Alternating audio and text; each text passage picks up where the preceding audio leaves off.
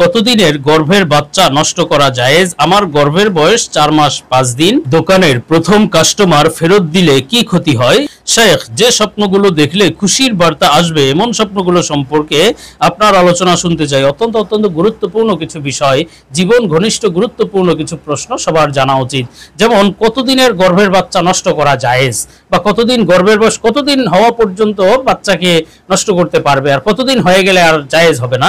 তেমনি ভাবে দোকানের প্রথম কাস্টমার অনেকেই ফেরত দিতে চায় না, বা যে কোনো ভাবেই তার কাছে বিক্রয় করতে চায়। এটা আসলে কতটুকু সঠিক, বা ফেরত দিলে কি ক্ষতি হয়? তেমনি ভাবে অনেক স্বপ্ন আছে খুশির বার্তা দেয়, আল্লাহ তাআলার পক্ষ থেকে খুশির বার্তা বহন করে। সেই স্বপ্নগুলো কি কি এ সম্পর্কে আমরা বিস্তারিত আলোচনা করব ইনশাআল্লাহ। সুতরাং মনোযোগ সহ ভিডিওটি শেষ পর্যন্ত দেখবেন, অন্যথায় কোনো বিষয়ে ভুল বোঝার সম্ভাবনা থাকে।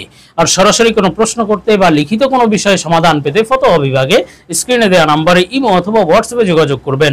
আর ভিডিওটি যাতে ইউটিউব অন্যদের কাছেও পৌঁছে দিতে বাধ্য হয়, এজন্য ভিডিওতে একটি লাইক দিয়ে চ্যানেলটি সাবস্ক্রাইব করে দিবেন, পারলে ভিডিওটি শেয়ার করে দিবেন। তো আমরা সরাসরি প্রশ্নের জবাবে চলে যাই। প্রশ্ন ছিল, যে স্বপ্নগুলো দেখলে খুশির বার্তা আসবে এমন স্বপ্নগুলো সম্পর্কে জানতে চাই। দেখুন, খুশির বার্তা আসলে আল্লাহ তাআলা দুই ধরনের স্বপ্ন বান্দাকে দেখান। কখনো কখনো সুসংবাদের বার্তা, আবার কখনো কখনো সতর্ক বার্তা দিয়ে থাকেন স্বপ্ন দেখিয়ে। আর আল্লাহ তাআলার দেখানো স্বপ্নগুলো কিন্তু অবশ্যই সত্য এবং সহি স্বপ্ন, এবং তার অবশ্যই সত্য ও সহি ব্যাখ্যাও রয়েছে। তবে হ্যাঁ, শয়তান বিভিন্ন স্বপ্ন দেখায় বিভ্রান্ত করার জন্য, ভয় দেখানোর জন্য। সেই স্বপ্নগুলোর কোনো ব্যাখ্যা নেই। আবার মানুষ অলিক কল্পনা থেকে অনেক সময় স্বপ্ন দেখে, সারাদিন যা করে ভাবে, এগুলোর কিন্তু কোনো ব্যাখ্যা নেই। তবে আল্লাহ তাআলার দেখানো স্বপ্নগুলো যেগুলো খুশির বার্তা, সে সম্পর্কে এখন প্রশ্নের ভিত্তিতে কিছু আলোচনা করব। নির্ভরযোগ্য স্বপ্নের ব্যাখ্যার কিতাব আল্লামা ইমাম মুহাম্মদ ইবনে সিরিন রহমাতুল্লাহ আলাইহির তাবিরুর রুইয়া কিতাব থেকে। তো হযরত ইবনে সিরিন রহমাতুল্লাহ আলাইহি বলেছেন, স্বপ্নে যদি কোনো ব্যক্তি সবুজ উদ্ভিদ দেখে, সবুজ গাছপালা, সবুজ ঘাস, সবুজ বাগান, এই ধরনের কোনো যদি স্বপ্ন দেখে, তাহলে বুঝতে হবে এটি অবশ্যই খুশির বার্তা। জীবনে সে সৌভাগ্য লাভ করবে এবং দ্বীন ইসলামের উপর অটল অবিচল হতে পারবে, বড়ই খুশির বার্তার বিষয়। তেমনিভাবে স্বপ্নে যদি কোনো ব্যক্তি দেখে যে যেই মৌসুমে যেই গাছ বা যেই ফলের গাছ ফল পাওয়া যায়, ওই মৌসুমে ওই ফলের গাছ সে রোপণ করছে, লাগাচ্ছে।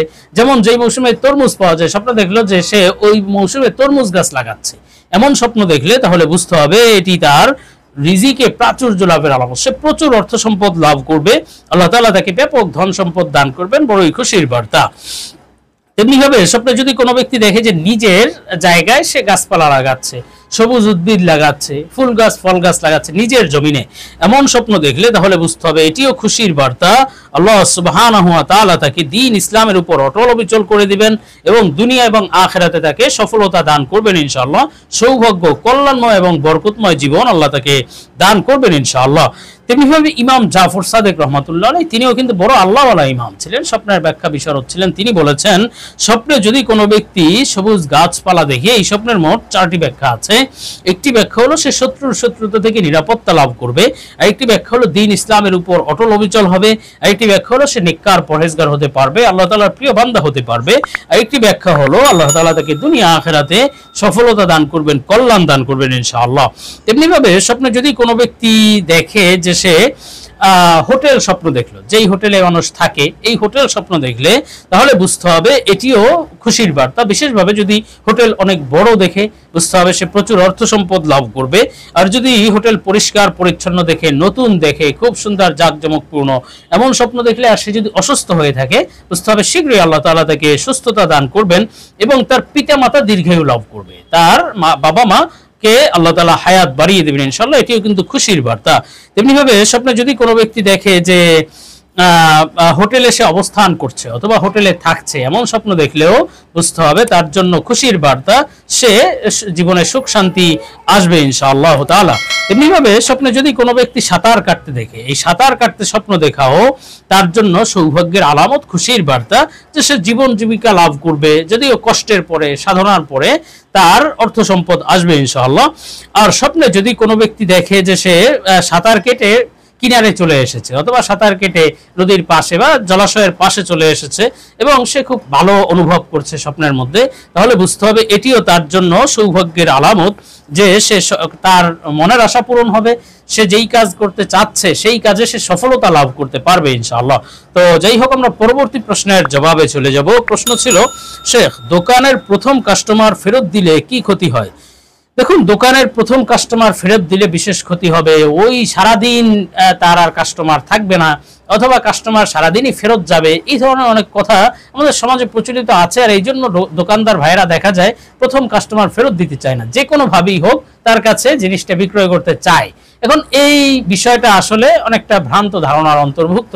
এই বিষয়ে আসলে কোরআন হাদিসে এই বিষয়ের কোনো ভিত্তি নেই। সুতরাং প্রথম কাস্টমার ফেরত দিলে যে আপনি বিশেষ কোনো ক্ষতির মুখে পড়বেন, বিপদে পড়বেন, এমন কোনো কথা সহি নয়। তো আমরা পরবর্তী প্রশ্নের জবাবে চলে যাব। প্রশ্ন ছিল, শেখ, কতদিনের গর্ভের বাচ্চা নষ্ট করা জায়েজ? আমার গর্ভের বয়স 4 মাস 5 দিন। দেখুন, আসলে প্রাথমিকভাবে গর্ভের বাচ্চা কোনো ক্রমেই নষ্ট করা জায়েজ নেই, বিনা শর্তে নষ্ট করা জায়েজ নাই।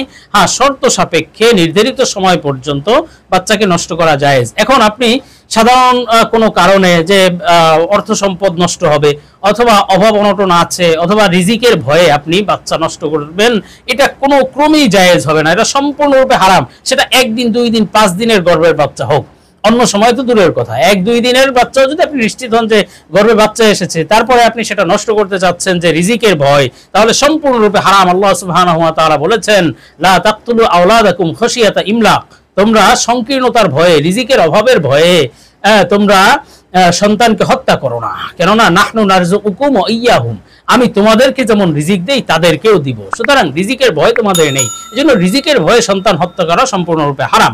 তেমনি ভাবে রূপচর্চা, যে এখনই যদি বাচ্চা হয় তো আপনার রূপ নষ্ট হয়ে যাবে, অথবা আপনি মোটা হয়ে যাবেন, এই সমস্ত ভ্রান্ত ধারণার জন্য বা এই সমস্ত লৌকিকতার জন্য সন্তানকে, একদিনের সন্তানকে হত্যা করাও বা সেই বাচ্চাকে নষ্ট করা সম্পূর্ণরূপে হারাম। এখন যদি বিশেষ কোনো কারণ হয়, বিশেষ কোনো অসুবিধা, একেবারে যে বিজ্ঞ কোনো ডাক্তার বলেছেন, নির্ভরযোগ্য ডাক্তার বলেছেন, এই বাচ্চা যদি থাকে আপনার গর্ভে বা বড় হয়, বা আপনি যদি এই বাচ্চাকে ভূমিষ্ঠ করতে চান, তাহলে আপনার জীবন নাশের আশঙ্কা আছে, মৃত্যু প্রায় নিশ্চিত, বা এইভাবে যদি বলে, তাহলে সর্বোচ্চ 4 মাস পর্যন্ত বাচ্চাকে নষ্ট করা জায়েজ। সেটি হলো জীবন নাশের আশঙ্কা থাকতে হবে, হয়তো আপনার অথবা সেই সন্তানের বিশেষ কোনো ক্ষতি, এই ধরনের বিষয় থাকলে তবেই কেবল 4 মাস পর্যন্ত, 120 দিন হওয়ার আগে সেই বাচ্চাকে অ্যাবর্শন করা বা নষ্ট করা জায়েজ হবে।